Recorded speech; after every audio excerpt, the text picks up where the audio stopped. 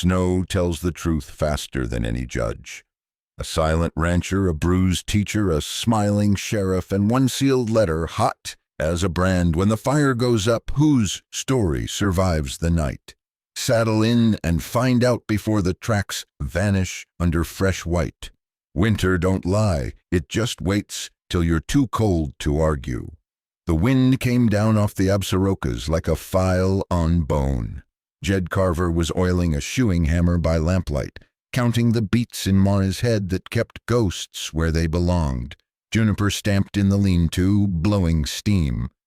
When the porch timber cracked sharp wrong, Jed didn't startle. He stood. He moved the way a man moves who's burned the waste out of motion. The door near tore from his grip. Snow clawed in. Something small slid with it and hit the wood box. Cloth, hair, a sound like... Love this tale? Hit like, share, and subscribe to keep the West wild. Someone trying not to breathe. He slung the shape over his shoulder. It weighed like a year he hadn't wanted to live. By the fire, the face came up in flicker, lips blue, eyes gone to glass. He knew that cold. He'd watched it eat boys in other winters.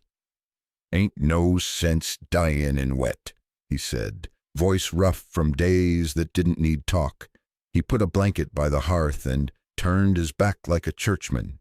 "Strip the soak. Get in this. Now." She didn't answer. Cloth rasped. Teeth clicked like hail on tin. He stared at the log end, at sap blistering, and felt his hands go to shaking anyway, the old shake he hated. He dragged in the breath he'd learned to use when fear tried to run the show. When the blanket took her weight, he turned. She was a bundle with a tangle of dark hair. Steam came off the wool. Good. He lifted the iron kettle, dropped jerky and onion, let the smell of something living push back the wet. Hours had edges. He fed the fire by inches, not looking for gratitude, not looking for anything. Snow needled the windows. The lamp hummed. Once a hand, narrow and bruised, crept out and pinched the blanket closer. He saw it and said nothing. Talking too soon cuts a wound deeper. He'd learned that the hard way. Morning had a weak spine. Jed set a pewter cup of water by her and went to the barn. The halter creaked. Juniper's breath lit the air. He forked hay, broke the ice in the trough, checked the shoes out of habit. The world didn't care what had blown up on his porch. It kept on.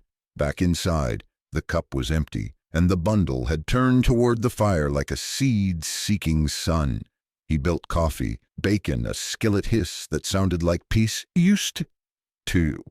He ate at the workbench, plain and slow. "Some storm's easing," he said toward the room, not asking, not inviting. "Road'll drift shut by supper anyway. Reckon we're stuck with each other till it thinks different." No answer. He didn't need one. He washed the pan with snow, set it to dry near the stove. He picked up the Winchester, ran a patch through the bore. Steel told the truth in his hands. Out the corner of his eye, he saw her, looking barely past the wool, eyes trying to learn the room in pieces. He kept his voice even. "Name's Jed." Silence stretched, then the faintest thread. "Nora." The word had splinters in it, but it held. "Coffee's hot, Nora," he said, sliding a tin mug across the table and setting it down where a person could reach. Without feeling cornered, he sat on the far side, the length of a saddle between them, palms flat, nothing sudden. She rose in the blanket like a small storm cloud, came slow, took the mug with two hands, and breathed the steam like it was a hymn. They didn't look at each other much. Folks hurtin' sometimes need to see the fire more than a face. After a time, she set the empty down, and that tiny sound, tin on pine, felt louder than a gunshot had in other years. Outside, crows stitched black across the white. Whit Tally would say winter tells the truth. Jed had half believed him. Now he wasn't sure if he wanted it told. He cleaned the last line of oil from the hammer, set it back in its place, and nodded once at the room, because there weren't any prayers left. that knew what to ask. "Eat again come noon," he said. "We'll keep you warm. That's the job today." He didn't promise more. In this country, warmth was a covenant you took 1 hour at a time. Heat can save a body. Truth's the burn that scares a man stiff. The storm backed off by inches, leaving the world scraped raw and bright. Jed set her wet bundle of clothes on a chair by the stove with the tongs, like he was handling snakehide. Steam rose in thin ghosts. Pine pitch popped. He kept his eyes on the iron, not on her, because there were kinds of looking that broke people worse than cold ever did. He laid another log, split dry and square.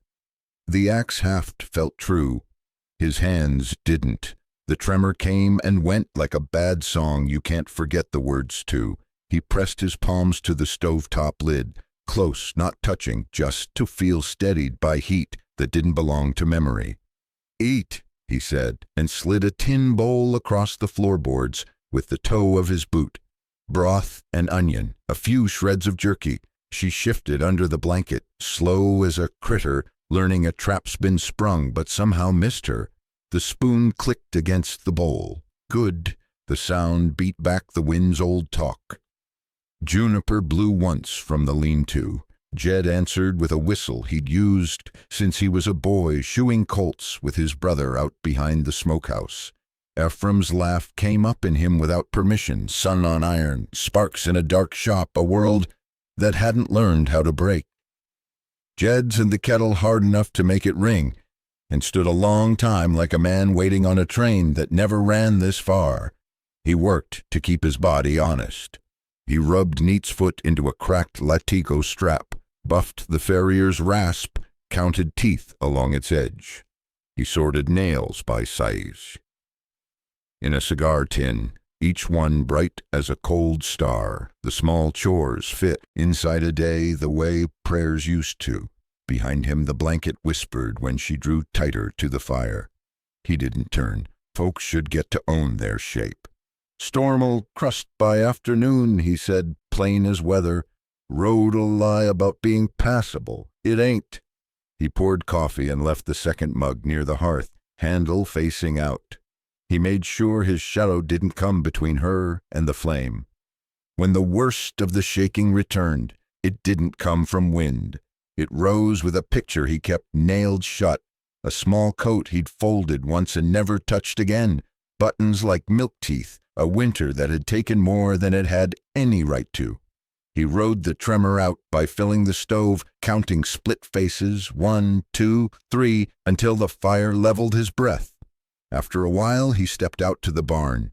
The morning bit like a thin-edged tool. Ice rimed the trough. He broke it with a boot heel and fished the white plates out like panes. Juniper nosed his shoulder, coat warm under the frost. He checked her feet, thumb against frog and shoe, listened for the small wrong he always listened for. The mare flicked an ear and told him the world was still here. Whit-Tally's place sat 5 miles down slope if you took the creek cut. Jed thought on Neen's, salt, and lamp wicks, then thought on the girl in his cabin and set the notion aside. A man didn't walk from a fire he'd started that needed tending. He forked hay, shut the door against the blow, and went back through air that shaved the lungs. Inside, the second mug had been emptied and set exactly where he'd left it. Same angle, same reach. The blanket had traveled closer to the hearth by the width of a boot. She did it in a way that said she knew how not to make herself seen even while moving. That was a hard lesson to learn, a worse one to have to use. He eased into the chair by the window and let the Winchester rest across his knees. Muzzle down, safe open. Snow hammered itself smooth across the yard. The mountains took a step back into their own weather. He spoke without leaning on the words. "You keep the blanket tight, I'll keep the fire fed. That's how we do this." The wool edge lifted just enough for him to see the nod. Quick, bird fast. He felt something unstick inside his chest. A click like a spur rowel that had been hung up on a strap finally turning free.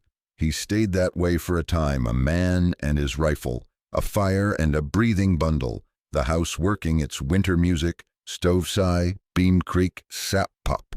He told himself the warmth belonged to the room and not to any future. Futures were what got men killed in places like this. Near sundown, the unshifted, he could smell the change, cleaner, meaner, like glass. He set a bowl of oats to soak and cut a square of bacon fat. Let it melt slow till the iron shone. The smell filled the small space with something close to mercy. He heard the blanket move again. Her feet found the floor, bare, careful, testing boards for the squeak. She reached for the mug he'd rinsed and set back, her hand mottled blue and brown, knuckles scabbed from some door that hadn't wanted opening. Jed looked at the stove door and nowhere else. "Mind the lip," he said. "Tin'll bite if you rush it." The mug didn't bite.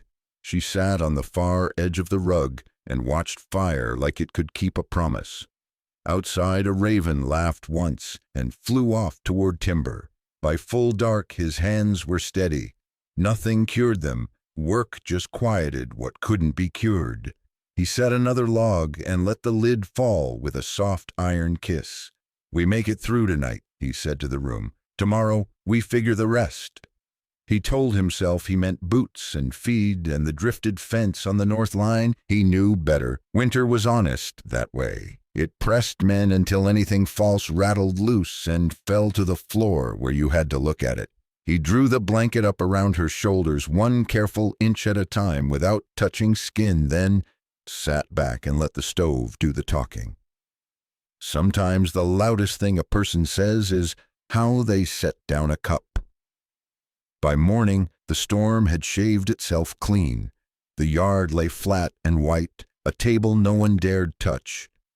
Jed eased the stove door and fed a stick at a time, listening to the iron breathe. He set a pair of wool socks on the chair edge, gray and thick, toe seams facing her so she wouldn't have to hunt for them. He didn't look to see if she took them. He let the room answer. It answered quiet. The blanket shifted. A heel ghosted the floorboard that never squeaked if you stepped near the knot. She'd found it on the first try. He respected that. He worked small, rinsed the skillet with snow till it sang cold, wiped it dry with a square of sacking he kept folded neat, rubbed the rasp, felt each tooth, set it down where the light could catch it later. He stitched a tear in his canvas coat with waxed thread, spit on the needle for luck because his father had and because habits hold when faith won't. The mug he'd left out came back empty, set in the exact ring the first one had made. Handle turned out just so. He didn't smile, but something in him unclenched like a fist that had realized it wasn't holding anything except air. Love this tale? Hit like, share, and subscribe to keep the West wild. He talked the way a man reads a ledger. "No fence'll drift. Mare'll need a warm rub afternoon. Beans, salt, wicks running low." He told the air how he'd do the work, step by step, like he was reminding his hands of their trade. She moved in the edges of that talk, folded the blanket square when she stood to stretch, then laid it back over her knees. When he set a spoon by the pot, it later sat washed and tipped to dry on the windowsill over the little pan of dirt where he kept 2 stunted sprigs of winter thyme. One leaf was pinched, neat as any gardener would. He pulled on his coat to check the lean-to. The door pushed back with a shoulder of wind. Juniper nickered, low and questioning. He rubbed her neck, felt the warm under the winter coat, lifted each foot and looked at shoes and nail heads. "Easy, girl," he said. "We're staying put. World's mean today." Back inside, the blanket bundle had become a woman in one of his flannel shirts, hem near to her knees, socks on and bunched. She stood close to the stove as if paying respect to a thing that had done her a good turn. When she reached for the pot to pour, the handle turned in her hand. She flinched before the heat even bit, like someone trained by pain to jump early. Jed set his palm on the lid, near, not touching, and said, "Let it talk first." He took a rag, wrapped the handle, and tipped the kettle slow. "Tin'll lie to you, iron won't." She nodded without looking at him. Steam silvered her hair. A breath that might have been thanks bent her shoulders. He let it be just breath. Folks heal better when they don't owe right away. Noon put a hard shine on the snow. He sharpened the draw knife, shaving curls from a scrap of pine till the edge took a whisper. She gathered the shavings without being asked, fed them to the fire like a person who knew about making small things count. She found the broom and pulled ash from the hearth brick seam where it always hid. He watched the careful way she owned inches of the room, not claiming, just proving to herself the space wouldn't kick. Near evening, the sky went that pale blue that belongs to bitter nights. He boiled oats with a cut of bacon fat till the smell filled the cabin. He set 2 bowls on the table with a distance between them you could ride a horse across. She took her seat at the far edge. They ate quiet, metal against tin, the sound steady as a clock in a house that never needed one. After she rose and reached for his coat where he'd stitched it. Her fingers touched the seam and paused. She didn't ask. She threaded the needle he'd left and put 2 small finishing knots where he'd meant to and hadn't. Neat, square, stronger than before. She set the coat back exactly as it had hung. "Good work," he said, the words plain as a nail flush. Her mouth twitched at the corner like a place where a smile might grow come spring. She pulled the blanket up and settled, eyes on the fire. Snow whispered against the window. Somewhere far off, a raven threw its voice and lost it to the wind. Whit Tally liked to say a home ain't a roof. It's the chores 2 people remember to do without telling. Jed didn't feel like he had a home. But when she rose, hours later, and laid one last stick just right on the coals, barked down into the draft, he had to admit the truth was moving through the room anyway, light as a hand over a scared horse, sure as heat. A loaded secret's one thing, a loaded rifle's the kind you can aim. The sky went white as bone and stayed that way. By noon the wind laid down, not friendly, just tired. Jed set the Winchester on the table and a rag beside it. The metal smelled of oil and old pine smoke. He watched her watch it.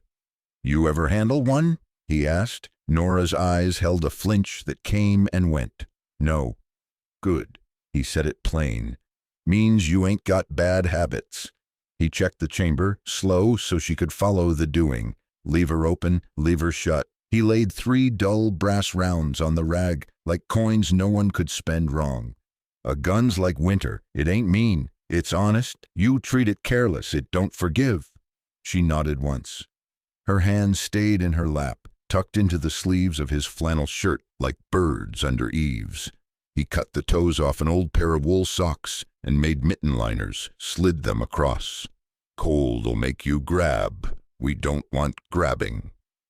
Outside the yard rang hard and bright. Snow squeaked under boots, that high, clean squeal. It only makes below 0. Juniper tossed her head and blew steam, then settled with a look that said she'd seen odder lessons. Jed set a tin can on a stump and another 10 paces beyond. He paced back, counted yards with his breath. "Stand here," he said, toeing a spot. "Feet under you. Left foot a whisper ahead if you're right-handed." He touched the buttstock with 2 fingers and stopped short of her shoulder. "Set to the pocket, not bone, flesh, cheek to wood like you trust it some. Don't marry the rifle, court it." She eased the stock in. He could see her fight the urge to hunch. "Tall," he said. "You ain't begging it, you're talking even." He set his palm near her ribs. "Breath is the clock. Let it out to the bottom and hold where it wants to stop. That's your window." He pointed at the front sight. "This is church. You keep your prayers right here, not on the target." Target comes to the sight if you let it. He showed her the trigger, the front of the finger pad, not the joint. You don't yank. You press like you're telling a skittish colt it ain't time to bolt. First shot kicked dirt 2 stumps wide. Tin never knew it had been aimed at. Nora rocked with the recoil and bit down on a sound. Jed didn't say sorry and didn't say good try. He just ran the lever. Brass flipped, steam curling from the mouth like breath. Again. The second shot through, snow high. The third was closer, her shoulder would be talking soon, soon. He watched how she fought not to rub it. We'll pad you next string, he said. Pride's dearer than cloth. She lowered the rifle and stood still, steam rising from her collar. Why? She asked, voice thin but even. So fear ain't the only thing that knows your hands, he said. So when something comes, and it will, you got a choice other than phrase. He folded his bandana, doubled it, and set it under the shirt at her shoulder, careful not to touch skin. He showed her how to lean just an inch into the gun, like leaning into wind, not away from it. Fourth shot rang the can without knocking it over, a surprising, tight little note. She didn't smile, he did, on the inside where it wouldn't spook her. Again, he said, because momentum saves more folks than hope. By the 6th, she'd found that quiet place at the bottom of breath where things line up. The can hopped and fell. She blinked like sound had a shape she could see now. He walked her to the stump, let her collect the prize herself. Cold tin printed with a neat hole. She slid it into her pocket as if pockets were made for proof. They reset and worked the other can. The light went thin and blue on white, that color that makes a man believe in fire. Her groups came in, not pretty yet, but honest. He showed her how to safe the rifle, how to lay it down like a tool and not an altar. He policed the brass, pressed them into her glove. You keep these, they're markers, days like beads. On the walk back she carried the rifle proper, muzzle to sky, finger straight. Juniper sidled up along the corral, eye on the tin swinging in Nora's pocket. Don't look at me like that, Nora whispered to the mare. The first scrap of light talk Jed had heard from her. I earned it. Inside, he set the rifle on pegs by the door and hung his coat. He made coffee, thick and dark. She sat, hands flat on the table, shoulders square in a way they hadn't been since she'd arrived. He poured and slid a mug across, same distance as always, but it felt shorter. Tomorrow, he said, we'll talk pistols, whole other kind of honest. She let the steam bathe her face and nodded. After a time, she took the tin from her pocket, set it on the mantel not far from the only picture Jed kept turned face down. She didn't look at the frame, she looked at the can. The hole was small and clean. Proof you can make a hole in winter and see through to something else. The house settled, the stove hummed. Outside, ravens picked their letters across the sky. Jed watched the tin catch firelight and send it back, steady as a promise a man ought not make out loud. Paper don't weigh much till it drops a man straight through the floor. The can with the neat hole sat on the mantel, catching firelight like it meant to hold it for later. Evening leaned hard on the windows. Jed poured coffee thick enough to stand a spoon and set her mug where he always did. The long reach between them, now a little shorter by from my habit, not hope. Nora, he said, and the name felt right in his mouth. He looked at the stove door, not at her. You'll show me the truth now. Silence ticked a few beats. She didn't flinch this time. She set the mug down careful, rose, and crossed to the bedstead where her wet things had dried into stiff shapes. From the lining of her skirt, hem opened and re-sewn with clumsy stitches, she drew a flat packet wrapped in butcher paper and tied with kitchen twine. Grease had ghosted the corners. A blue seal showed through. She laid it on the table and stepped back like it might bite. Jed cut the twine with his pocket knife. The paper smelled of soap and the old courthouse. dust and lemon oil and something like wintered paper. Inside, a letter on county letterhead, embossed seal raised like a scar, and a photocopy of a sworn statement with a notary stamp crooked at the edge. Cal Morris, it read at the bottom. Deputy. Dead now, if rumor ran true. He read the first line standing, then he had to sit. Regarding the death of Ephraim Carver on County Road 12, January 18th, 2 years prior. The words went thin the way air goes on a climb when a man pushes too fast. The stove's hum slid away from him. He heard the scrape of Juniper's shoe on wood from the lean-to, and the sound said now as clear as speech. He read anyway. Deke Ransom's name, a traffic stop, a struggle that wasn't. Cal's handwriting on a last page, the part no one files. Sheriff fired, said we'd fix it in the write-up, said county needed clean lines. I ain't clean no more. There was a second sheet, a low-res photo of a ledger page, dates, initials, kickbacks run through a victim services fund. Ephraim's initials circled where they didn't belong at all. Jed didn't blink for a long time. Heat ran on his face without finding skin. When breath came back, it was from too far away to own. He folded the letter shut and opened it again because sometimes a lie will change if you look twice. This one stayed put. Love this tale? Hit like, share, and subscribe to keep the West wild. Nora's voice came small and plain. Cal brought that to the church basement where I ran night classes. Said if he didn't show a week straight, I was to mail it to the state. He didn't show. I mailed it. Box came back undeliverable. Next day, Deke was waiting by my car, telling folks I wasn't right in the head. She swallowed, steadying. Figured the mail ain't the way. Figured I'd carry it till I found somebody mean enough to do the right thing. Jed heard the word Ephraim in her mouth, and the room turned to glass. He saw his brother at 16 with an untamed colt, sleeves rolled, laughing with every tooth he had. He saw the last winter, the neat folded flag, the look folks get when they're sorry for you and glad it ain't them. He set both hands flat on the table to feel wood that wasn't going anywhere. The tremor came, but it was a cold one now, not the old kind. "Why me?" he asked, not lifting his head. "Because you don't talk much," she said. "Men who like the sound of their own voices sell out faster." He let that hang. The coffee went black and cold in the cups. The fire breathed and held.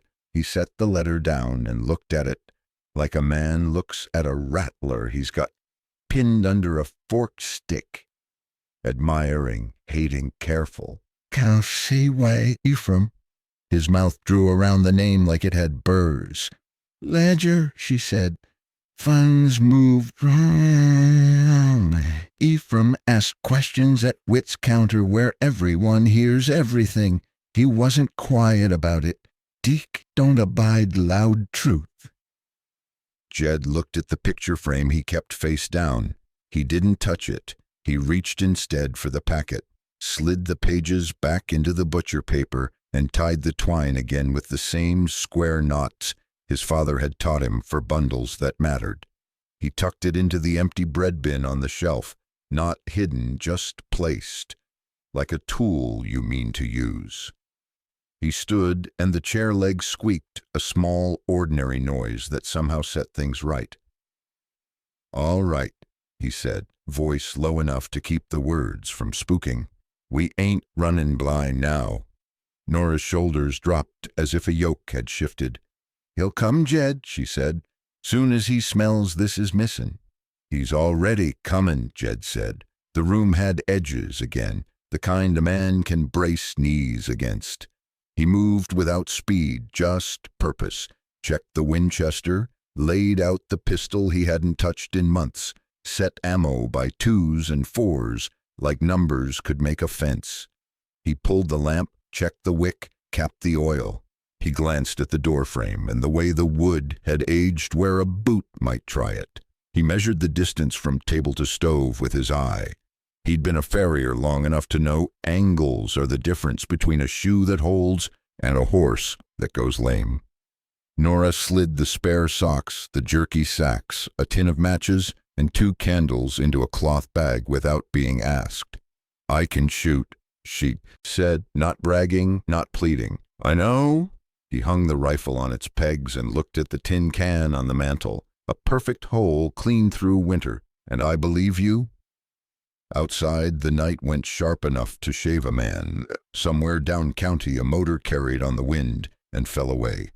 Jed picked up his coat and set it back down. He wasn't going anywhere. Truth had walked in and taken a chair. Best a man could do now was give it room and keep his hands steady. The law knocked polite. The lie behind it didn't. Jed heard the motor long before the truck showed, a thin thread in the cold, pulling tight. He looked once at the bread bin where the packet lay, then at Nora. No speech needed. He lifted the rug by the bedroom, hooked a finger under the iron ring, and raised the trap. Earth smell came up, damp and honest. "Cellar," he said. "Quiet as church when the preacher's wrong." She went without a question. The blanket brushed his boot, then the soft thud of wood on wood, and the rug back where it lived. He set the chair over it by habit that looked like chance, then took his time with his coat. Juniper blew once in the lean-to, ears pricked toward the road. The county SUV crawled up the track, tires singing on crust. Sheriff Deke Ransom climbed out slow, like he owned the day. Hat just so, coat pressed in a way the country never stays. Deputy Eli Hart came around the far side, younger, eyes taking in too much. "Afternoon, Jed," Deke said, voice warm as a banker's handshake. "How's winter treating you up this far?" Jed wiped his palms on his jeans, though they weren't wet. "It minds its business if you mind yours." Deke smiled, teeth white as a new headstone.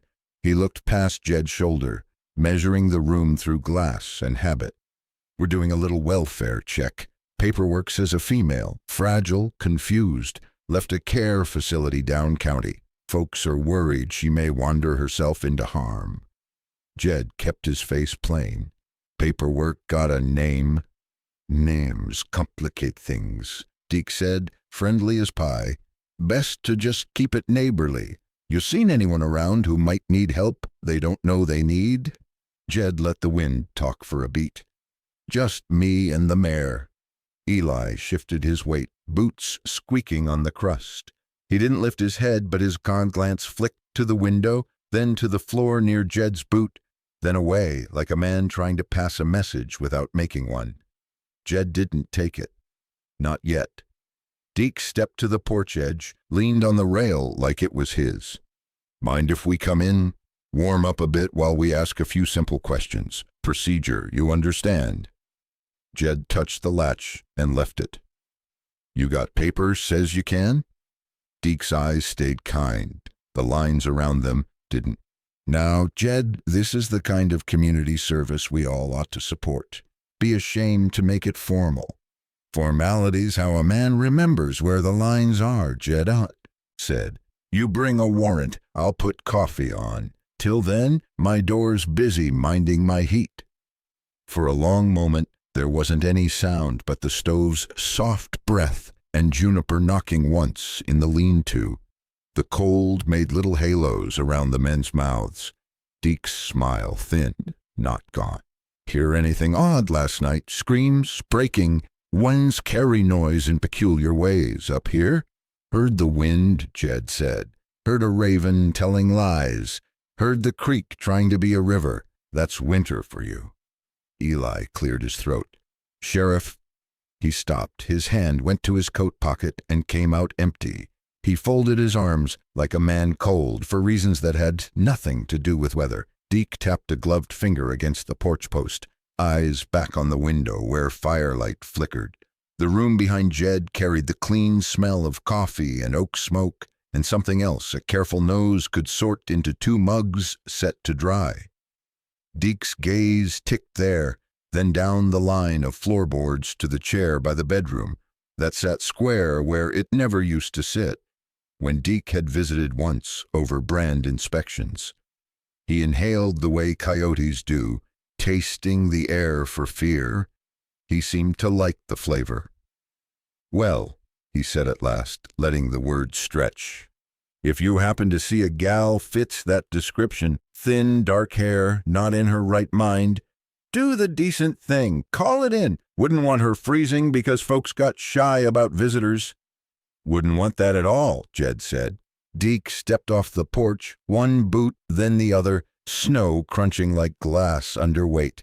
He turned back over his shoulder. "Keep warm, Jed. Winters when men do foolish things to feel less alone." It sounded like advice. It sat like a threat. Eli lingered half a step. He met Jed's eyes for a fraction. There was apology there, and a question, and something like warning. "Sir," he said, nothing more, and went after his boss. The SUV backed down the track slow, tail swinging to find the ruts it had made on the way up. When the engine noise thinned to wind again, Jed stayed where he was until even the smell of a hot exhaust had peeled off the air. Inside, he moved the chair and pulled the trap. Nora came up light, dirt in her hair, eyes bright in a way that wasn't fear anymore. It was something colder. "He knows," she said, voice low. "He suspects," Jed said. He set the trap back and the rug straight, then took the butcher paper packet from the bread bin and laid it on the table like a plumb bob. "He'll bring friends next time and leave the paperwork at home." Nora nodded. The nod had weight now. She went to the mantel and touched the shot tin with 2 fingers, like it was a prayer she'd made herself. "Then we don't wait to be found." Jed looked out at the white yard, at the line of cottonwoods black against a sky that had gone to iron. He breathed in the cabin's heat and the smell of oil and pine and the faint, clean tang of cold, trapped in wool. The tremor was gone for the moment.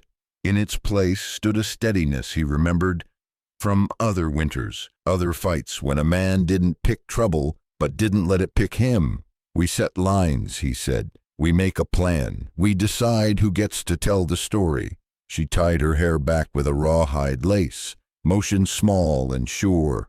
"And if he writes it anyway?" "Then we write louder," Jed said, and the room seemed to settle around the words the way a saddle settles on a back that's been carrying weight a long time and knows how. "Trust is cheap talk, till a man pays for it with his name." They laid the table bare and turned it into a map. Jed drew with a carpenter's pencil on the back of a flour sack. Creek-cut cottonwoods, the drift that always bridged bad by the north fence. He marked the lean-to, the line of rock that held heat a little longer after sundown, the gully a man could crawl without silhouette. "Signals," he said. 2 knocks is me. 3 is don't answer. 1 crow call means eyes on the road. Lantern in the east window means watchers near. None of it fancy. Fancy gets forgot when blood's loud in the ears. Nora listened like the cold listens, fully. She folded jerky in oilcloth, counted matches, slipped a candle stub into a snuff tin. "Where do we go if the door won't hold?" she asked. Jed tapped the sack 2 knuckles up the draw. "Old Icehouse Wit and me dug back when summer used to matter. Door swells in damp, hinges cry if you let 'em. We won't." They walked it before dusk.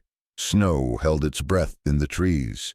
Jed showed her where wind drifts lie, and where it lies about lying, how to step in old prints, and widen her stance to steal a man's measure from the trail. "If you must erase, drag a pine bough crosswise," he said. "Don't get greedy. Greedy leaves patterns." The ice house sat under a wind-scoured knoll, half buried, left for memory to tend. The padlock was old iron. Nora touched it, winced at the cold that bit through glove and bone. Jed oiled the hinges until metal stopped talking back. Inside, the air was knife-clean. A ring of frost crawled the inner wall like lichen. They cached tins, a blanket, a spare bandana, a biscuit of lye soap, and a coil of baling wire. Wires a friend, he said. Holds gates, splints handles, answers questions I can't. Love this tale? Hit like, share, and subscribe to keep the West wild. Back at the cabin, the light lay blue on the yard. Whit Tally came up the track with a feed sack over his shoulder and a limp that winter had sharpened. "Evening, kids," he said, which meant trouble. He set the sack down like it held eggshells and not salt and wicks. From his pocket he fished an old brass key, worn as slick by hands that knew hunger in August. He slid it across the table with 2 fingers. "Icehouse still remembers me," he said. "Hinges remember too. Don't let 'em sing." Jed looked at Whit, and Whit looked back like a man who'd seen Ephraim laugh and then not. Whit's jaw worked once around words he didn't care to say. "Some winners," he muttered. "The truth don't thaw till spring. Aim to live that long. Here." Nora poured him coffee. He drank like a man paying respect. Before he left, he put a small cloth roll on the sill. Oiler, file, stubby screwdriver. "For the honest tools," he said, and the door shut on a slap of star-cold air. Night knifed down clean. Jed trimmed the lamp wick and poured the oil high. They checked lines twice, then sat with their hands quiet on the table while the stove spoke for the house. "It'll cost Whit," Nora said. Not quite a question. "It'll cost everybody one way or the other," Jed answered. "Amman. Best we spend our own coin." Near midnight, a single tap came at the far window. Not a knock, a tick like a seed hitting glass. Jed slid the curtain with 2 fingers. On the sill, upright in the thin snow rim, stood a spent casing, mouth to the sky, primer cratered to a tiny, honest bell with no clapper, no note, no sign, just brass, and the clean smear a gloved thumb had left setting it there. He palmed it, felt the cold march into his skin. County issue left star marks at the base. Eli Hart's way of saying he'd been close enough to choose and hadn't chosen yet, or had and could not put it in writing. Jed set the case by the packet in the bread bin. 2 weights, different shapes, same pull. They slept in turns. Nora took first watch by the east window, rifle laid across her thighs the way he'd shown, muzzle safe, finger straight. She breathed slow and counted the wind's small lies, learning which were worth hearing. Jed stretched on the floorboards with his coat for a pillow and listened to the house tell him where it was weakest. The door jamb gone soft, the pane that rattled if you stomped, the hearthstone that rocked one hair's breadth if you stepped just close to dawn. He woke from a mean, thin dream with the knowledge a man gets when weather's about to flip. He sat up to find the coffee already warming and Nora watching the window with eyes that had learned how to stay open without strain. On the mantel, the tin can caught the lamplight and steadied it like a hand. "You sure?" he asked, not about the plan, not about the rifle, about the cost. She didn't look away from the dark. "You asked for the truth," she said. "It's here. It don't mean a thing if we don't stand next to it." He nodded. The tremor didn't try him. Work had its teeth in the day, and so did he. He tied his scarf snug and laid the pistol on the table, spare rounds in a neat row that would be ruined soon enough. He checked the lamp, the path, the hinges he'd oiled till they forgot to sing. When the wind swung north and brought with it the faint stink of hot exhaust and cheap tobacco, Jed felt the price come due. He didn't say so. He only reached for the lamp and set it where a man might kick it by accident and make fire on purpose. Then he stood a moment with his hand on the door jamb, like a man laying a palm on a horse's neck before the gate opens and the running starts. "Some fires you light to see, some you light so the devil can't." The first hit on the door came just after full dark. Not a knock, boot heel on the jamb, dull and certain. Jed had the lamp where an accident could happen, and the pistol lying easy in his palm. He didn't look at Nora, didn't need to. "Who's there?" he called, voice flat as stove iron. "Sheriff," Deke said through the wood. "Open up, neighbor, we'll have a civilized word." Slide the paper under, Jed said. Polite's a signature with a judge's name on it. The second kick split the trim. Snow blew in around the latch like flour. Jed stepped back, one hand on the lamp, the other feeling the table's edge. The third kick threw the door wide. Cold ran across the floorboards like a river breaking through. Deke filled the threshold, two thick men behind him, coats wrong for county issue, eyes mean and empty. "See, now," he began, smiling like the day had gone his way. "That wasn't—" Jed swept the lamp low and hard into the table edge. Glass burst, oil flew, the wick kissed the splash and turned the floor into a running rope of orange. Heat rose in a rush that tasted of tin and kerosene. One of the men cursed, stumbling back. Deke's smile broke. "Go," Jed said, without looking, and felt more than heard Nora move, quick and quiet, to the back room. A window popped with a clean little cry. Cold pulled at the fire like a bellows. Smoke leaned toward the open door, then billowed back, thick and bitter. The first jasham to see kifta. It came from outside, a hired hand throwing lead blind through heat. Plaster spat from the hearth. Jed slid behind the chair they'd meant to retire a year ago and hadn't. He counted heartbeats, found the bottom of his breath the way he'd taught Nora, and put 2 rounds low under the smoke where a shin might be. A man yelped and went down hard, his gun clattering against the jamb. "Find her," Deke barked. "Bring me the paper and the girl." "I ain't your dog," Jed said toward the fire, and moved while he spoke. He kept low, felt the floor know him under his knees. The room turned to shadow and noise, the stove humming like an old beast, flames licking up the table leg, the hiss of oil finding more to eat. He put a round into the door frame to make it talk mean, and bought himself another breath. At the back window, night rushed in, sharp and blue. Nora crouched behind the woodpile, the Winchester braced, cheek to stock, like she'd been born knowing it. Snow kicked up 10 yards out where her first shot hit high, warning the way they'd agreed. The second clipped a hat brim and taught a man about ducking on time. "Back to the ridge," Jed coughed as smoke took his eyes. "Ice house if we split."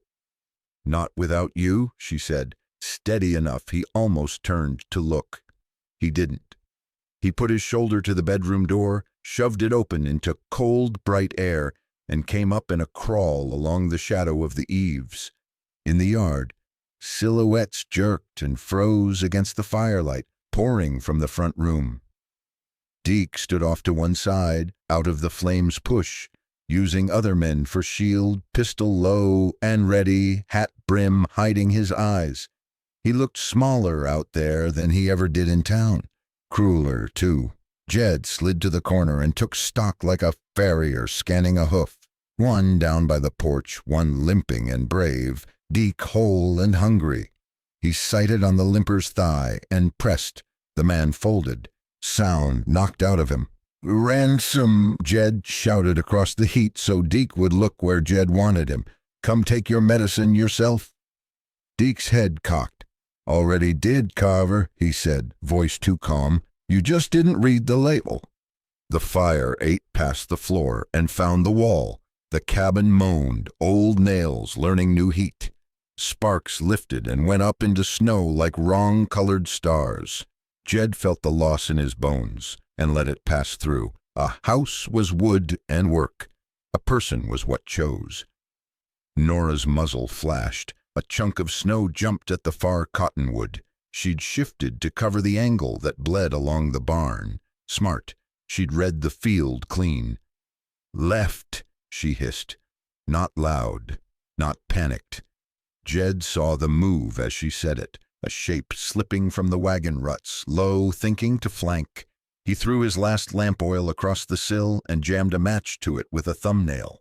Fire ran along the dump like it had been waiting its whole life to be told where to go. The new wall of heat pinned the flanker back toward open ground where a man stood taller than he meant to. Nora took the hat off him neat and left his scalp humbled.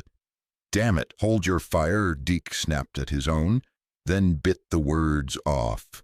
He wanted them to shoot, but he wanted them to shoot right. Hard thing to ask of men who got paid by the bruise. Jed's lungs were cutting him. Smoke and winter make a sour mix. He pushed out past the eaves and into air so cold it felt like a clean knife. Nora's eyes found him at once. Relief flashed there and flattened into work. "Two by the porch," she said. "Boss, off your right." Love this tale? Hit like, share, and subscribe to keep the West wild. I see him. Then make him see you. Jed eased to the end of the woodpile and put his shoulder against it like a friend. The pistol felt smaller than it used to. He holstered it and took up the rifle he'd cached under the tarp. Old habit. Good one. Steal the cheek. Front sight, the only church that mattered. He didn't want Deke dead here. He wanted him plain, unable to walk away from truth. With a grin, a sound came thin and far. Engine on the county road pushing uphill. Not Deke's rig. Different pitch. The hired man on the ground heard it too and made a noise like prayer or cussing. Hard to tell at this distance. Deke slanted toward the barn to change his count and angle. Jed tracked him and let the crosshair hang where the thigh met the hip. He thought about Ephraim laughing in a hot shop with iron singing. He thought about the letter in the bread bin and the brass case on the sill and Nora's hand steady on a gun she'd learned for fear and not for pride. He pressed. The shot tore a splinter off the corral post an inch from Deke's coat. Deke jerked, not hit, but surprised to be mortal in front of men he paid to forget that for him. He swung his pistol toward the woodpile, muzzle flash bright as a curse. The round smacked cedar and spit bark in Jed's cheek. Lights came over the last rise, headlamps cutting the cold, snow fogging in their beams.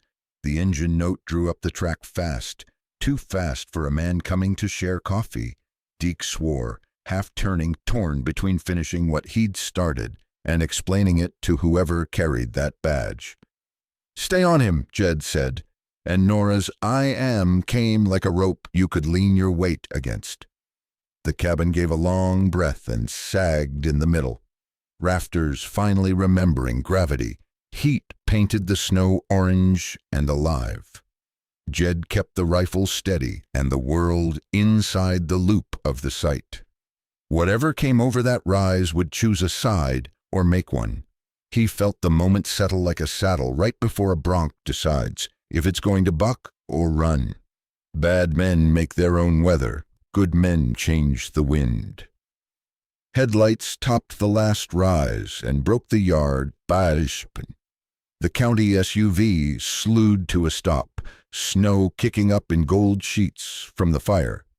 Eli Hart came out fast, service pistol low and live, eyes taking the whole scene in one swallow. The sagging roofline, the two men down, the sheriff set to finish something he shouldn't have started. "Sheriff," Eli barked, voice strong enough to hang a frame on. "Holster up." "Now?" Deke turned, half lit by the burning door, face gone hard as old ice. "Stand down, deputy. County business."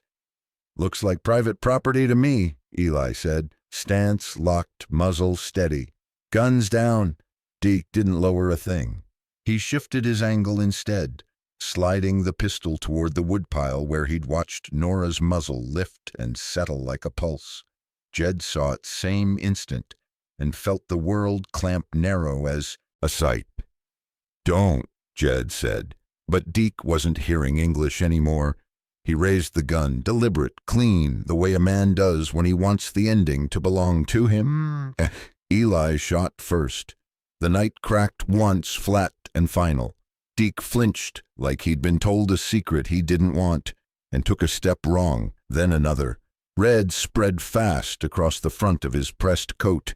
He looked down at it with surprise that might almost have been funny if it hadn't been everything. The pistol fell. He sat into the snow like a tired man and didn't get back up. Silence rushed in, big and blank. The last hired gun stared at his hands, like he was trying to remember which one knew how to live, then flung the pistol away and put both palms up, fingers shaking hard enough to squeak the leather. "I'm done," he said, voice gone boy thin. "Hands high," Eli ordered, already moving. He crossed the yard on a line, keeping distance, keeping angles. He cuffed the man quick, clean, eyes never leaving the firelit dark where trouble breeds when you blink. Smoke and cold made tears stand in his lashes. He didn't break to wipe them. Jed slid out from the woodpile and found Nora with his eyes first, upright, breathing, cheeks striped with soot and melt. She gave him a nod that said more than a hug ever could, and swiveled the Winchester down, safe, open the way he'd taught her. He put a hand to her sleeve, 1 second only, the small touch it takes to tell the body it's still here. The cabin sagged again and threw sparks like July. Heat licked beneath their faces, then backed off in the wind's shift. Eli stood over Deke, a long half-breath. He didn't kick snow or say a prayer. He just watched the life leave the man who'd sign his paychecks and the county's stories, and took the weight of that into his shoulders, where men either stand up or fold. His radio crackled, thin with distance. He thumbed it and didn't speak. Instead, he pitched his voice so it would carry the way official voices do when they know someone might play them back. Shots fired arrived on scene to structure fire and active gunfire on a private residence. Sheriff Ransom present, armed, suspect unknown, firing from near the porch. Returned fire to stop imminent threat to civilians. 1 down, 1 detained. He didn't look at Jed when he said civilians. He looked at the flames and the snow and the hole this was about to cut in his life. Blood leaked down his sleeve where a splinter or a lucky chip had found him. He pinched it once, then let it go. The stain spread like a map he'd never planned to walk. "You all right?" he asked Jed without turning. "Alive," Jed said. "Nora?" Eli asked, giving her the dignity of her name. "I'm here," she said. The words were steady, not big. They stood up on their own. Eli nodded once. "Good." He took a slow breath that steamed and vanished. "This'll cost. I'm gonna pay it anyway." He said it like a man, counting coins and finding enough. Sirens were still a rumor way down the valley, thin as frost. The hired man shifted and Eli steadied him with a hand and a look. "Don't." The man didn't. Jed stepped to the edge of the porch to see what could be saved and saw the answer. Nothing that wouldn't try to take a piece of him with it. He backed off and let the fire do its last work. You can't argue with a burn any more than you can argue with January. Eli crouched, picked Deke's pistol up with 2 fingers by the trigger guard, and set it on the hood of the SUV, like evidence that had finally remembered its name. Then, as if choosing to be seen by whatever the world had for eyes, he holstered slow, hands open, stance squared to no one and everyone. "I'll write what I can write," he said into the air. "The rest, we'll call it winter." Nora looked past him to the horizon where the mountains showed their bones under starlight. Her breath came white, even. "We keep moving?" she asked. "Not yet," Jed said. "We stand until the story's nailed to something that'll hold. Then we move." The wind pushed the fire's voice low. Far off, the sirens found a ridge and grew. Eli glanced at Jed, then at Nora, and in that look was a ledger finely balanced. Fear on one side, duty on the other, and the line where a man decides he can live with himself tomorrow. "Stay close," he said, and stepped forward to meet what was coming, badge heavy on his chest. Night heavier still. Dawn don't fix a it just shows you what's left to carry. The sirens came late and loud, then went small under the sky, the way official sounds do once they hit country that remembers itself.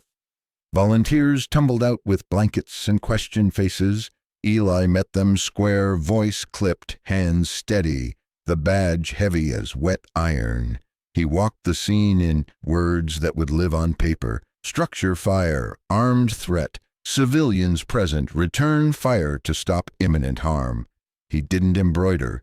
He cut it to the bone and stopped there. They loaded the limper and the quiet one, cuffed and shaking. Somebody threw foam at the cabin like a man tossing cups at a river. Smoke sulked and then gave up. The roof caved with a tired sigh. Heat rolled off what used to be home and let the cold walk back in. To stay back from the wall, Eli said to a boy who wanted to help and didn't know how. Then he came to Jed and Nora, and the formal in him dropped 2 notches. There'll be a lot of talk come sunup, he said. Most of it wrong. I'll write what keeps you breathing. Jed nodded.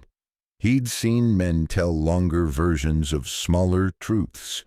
Eli was choosing the short one that could carry weight. You'll catch hell, Jed said.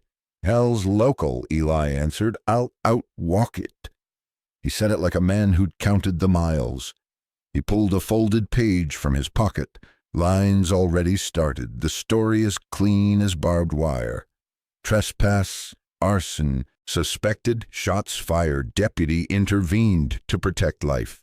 No names that didn't need naming, no letter, no ledger. Nora touched her coat where the butcher paper rode under flannel, warm from her ribs. She watched Eli see that without him seeing it and dipped her chin. Thank you, she told him. He almost smiled. Don't thank me yet. Thank me if it holds. Whit Talley's lantern bobbed up the track then, hitching to his limp. He wore the same wool he'd hauled through 6 other bad winters, collar greasy from 100 turn-ups. He looked at the ruin and didn't say sorry like townfolk do. He breathed once, deep, and pressed a heavy old coat into Jed's hands. This'n's lined with truth, he said. Moth won't eat it. He hooked a thumb at Nora, produced a knit scarf some church lady had made, in a color that tried to be cheerful and didn't quite manage. For your neck, teacher. Frost likes throats. He set a paper sack on the ground, salt wicks, a tin of coffee that had seen better shelves, and a small bundle wrapped in oilcloth. Writin' kit, he said, case you 2 decide to put anything down that matters. Eli's radio hissed. Other units were close. He lifted his chin toward the trees. You got minutes, he told them, not hours. Jed looked once at the black square that used to be a door. He could see the bread bin where it sat, lid sprung, nothing in it for a man anymore. Some pieces you save, some you let burn so they stop asking to be carried. He took the farrier's hammer from the sill, the head blackened, handle smoke-polished, and weighed it. Useful, honest. He slid it into his pack. Juniper, he said, and the mare came out of the lean-to, calm as a Sunday, breath white, eye bright. He checked her shoes by feel more than sight, ran a palm along her belly, felt the warm there like a pocket in the world. He slung the old saddle, cinched careful. Nora shouldered the rifle, then the smaller bag. She moved like a person who'd chosen to keep going and had made peace with the ache that comes with it. Whit fussed at the cinch once, because old men do, then stood back and set his hand on Jed's arm. Keep moving, kids, he said, the words as soft as they were iron. Winter's long, but it ain't forever. Eli stepped aside and made room where the road thought it was a path. I'll be in touch, he said, which meant he'd carry his end where they couldn't. He looked at Nora like a man measuring a bridge he'd just walked over and was glad held. You did fine, he added, quiet. She answered the only way that fit. You too. They took the creek cut, not the track, snow whispering under boots, Juniper's hooves ticking the cold like a metronome for the day. The volunteers' voices thinned behind them. The wind picked up their heat and hid it. Trees closed around, black on white, then opened again onto a shoulder of ridge where the sky comes down, near enough to touch. They didn't hurry. Hurrying breaks things you mean to keep. Jed led with the rein loose because trust is also a tool. Nora walked beside, hat low, scarf wit gave her, pulled snug. When the ground tilted, Jed offered a hand on the rough spots, then took it back when it wasn't needed. She let him have that much. He let the letting be enough. At the high point they stopped.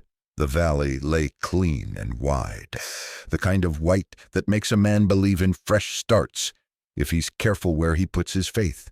Far behind, a thin smear of smoke wrote a line in the air that would be gone by noon. Ahead, the snow ran unmarked to a dark shoulder of timber and then to country without a plan.